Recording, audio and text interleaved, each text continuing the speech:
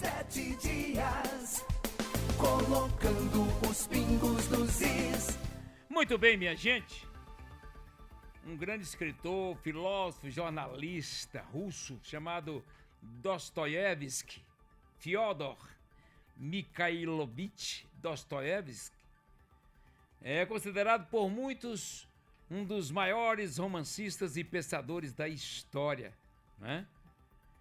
Ele nasceu lá no século XIX, 1821, e faleceu também no século XIX, com 59 anos apenas, 1881. E ele escreveu uma obra-prima chamada O Idiota, entre aspas. Foi escrito lá em 1868. Ele narra a história de um príncipe, um homem ingênuo, bondoso, que ao retornar à Rússia choca-se com a sociedade cínica. Choca-se. Será que nós estamos falando do tempo de agora, gente? Choca-se com a sociedade cínica e gananciosa de São Petersburgo. O protagonista, o príncipe, descrito como um idiota, entre aspas, por sua candura. Idiota por sua candura e desinteresse por bens materiais. O personagem é a personificação da bondade pura, personificação da bondade pura. Mas é incompreendido, claro. Claro que é. Nós vivemos num mundo tão desgramado que as pessoas fazem tudo por dinheiro, não é? Mas é incompreendido e considerado louco por uma sociedade focada em poder e dinheiro. Que uma não desatrela da outra, né? A trama e a ambientação desse romance acompanham o retorno do príncipe da Suíça, onde tratou de sua idiotia, entre aspas, e seu mergulho no mundo aristocrático russo, revelando a corrupção moral da elite. A corrupção moral da elite. Eu estava citando aqui na abertura do programa que uma pessoa foi no cemitério e fez um vídeo. Atenção, fulano, cadê seu carro zero? Fulano, cadê as 200 fazendas que você tinha? Cadê milhares de bois que você tinha? Tá lá na lama, no cemitério, como todos nós vamos ser. Hã? Então, a corrupção moral da elite. O desfecho desse romance é que a bondade do príncipe fracassa em salvar, portanto, Anastácia, resultando em tragédia e no retorno do protagonista ao seu estado de alienação mental, evidenciando o fracasso da pureza em um mundo cínico. Evidenciando o fracasso da pureza em um mundo cínico. Portanto, é um livro dos mais cultuados de Dostoiévski, com fortes elementos autobiográficos sobre, portanto, a sua epilepsia, que ele era epilético. Arthur Schopenhauer falou o seguinte, ele, o filósofo do pessimismo, abre aspas, a riqueza é como a água do mar. Quanto mais bebemos, mais sede temos. A riqueza é como a água do mar. Quanto mais bebemos, mais sede temos.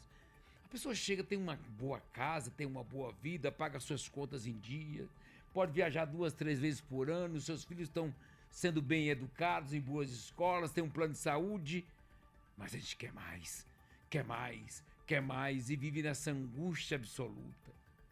Vive nessa angústia absoluta. E aí, como escreveu Carlos Drummond de Andrade, perdi o bonde e a esperança. Perdi o bonde e a esperança. Volto pálido para casa. A rua é inútil, nenhum alto passaria sobre meu corpo. Vou subir a ladeira lenta em que os caminhos se fundem. Todos eles conduzem ao princípio do drama e da flora. Carlos Drummond de Andrade, Antologia Poética. E no mundo da política é ainda mais devastador e mais angustiante. Olha, gente, eu tenho já um período bom de vida. Aqui da rádio talvez seja eu e João Melo os mais velhos, os mais idosos, os que mais tempo já passaram. E aí tem uma frase que no mundo político é de lascar. Manda quem pode, obedece quem tem juízo. Abre e fecha aspas. Manda quem pode e obedece quem tem juízo. E quem está no poder fala isso com uma determinação absurda. Durante décadas essa frase ecoou em empresas, instituições e até em ambientes que se dizem democráticos. Usada muitas vezes como brincadeira ou como uma forma de, abre aspas, colocar em ordem, fecha aspas. Colocar em ordem. Ela escancara uma mentalidade ultrapassada, autoritária e perigosa. A de que o poder se impõe pela força. E o poder se impõe pela força. Atenção, vocês que estão aí no poder. E a obediência se mede pelo medo. Você sabe que teve um político brasileiro, morreu num acidente de helicóptero, o helicóptero caiu. E eu estava vindo de Ilhéus na época, tem uma cidadezinha um pouco depois não estou lembrado o nome dessa cidade, depois de Itabuna. E lá eu parei para abastecer o carro e estava a notícia dizendo que o helicóptero desse político extraordinário caiu e estava desaparecido e até hoje não encontraram o corpo dele. Ele dizia, abre aspas, em política até a raiva é combinada, fecha aspas. Em política até a raiva é combinada, fecha aspas. Você que está me ouvindo aí, que está no poder, ouça bem esse recado aqui do saudoso Ulisses Guimarães. Portanto, Ulisses Guimarães foi quem disse isso. E ele sabia exatamente o que estava falando. Atenção, você que está no poder e é ruim, e é péssimo, que se junta para fazer o mal. Não se junta para resolver os problemas e para cumprir com o seu papel de administrador público, mas para fazer o mal. Então vamos lá. Ele sabia exatamente o que estava falando. Presidente da Assembleia Constituinte, a 7ª desse país, lá de 1988, símbolo da redemocratização brasileira e uma das maiores lideranças da história recente desse país. Ulisses Guimarães compreendia algo que muitos candidatos ainda ignoram. Eleição não se vence com a raiva. Eleição não se vence com ódio. Eleição não se vence com perseguições. Se vence com percepções. Eleição não se vence com raiva, com ódio e nem perseguições. Se vence com percepções. Muita gente entra em campanha achando que basta sorrir para a câmara, como está hoje, está um espetáculo, gravar vídeos, apertar mãos e cumprir a agenda. Enquanto isso, adversários mais preparados dominam a narrativa, a emoção, posicionamento e leitura do cenário.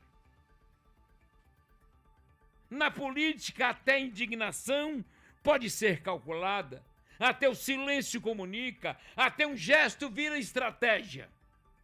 Estou falando para você que está me ouvindo aí, que está no poder e que quando senta para fazer o mal para as pessoas.